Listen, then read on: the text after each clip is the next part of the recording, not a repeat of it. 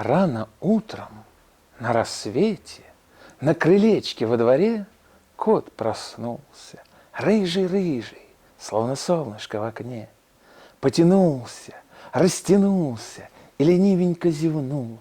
Зацепил он лапкой скатерть, вместе с молоком стянул.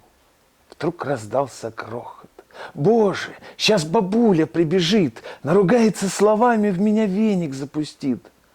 Так подумал котик бедный. Сейчас ребята будут бить. Только бабка не хотела котика совсем корить. Потрепала лишь за ушком, покачала головой, убрала все, что разлил он, и пошла к себе домой.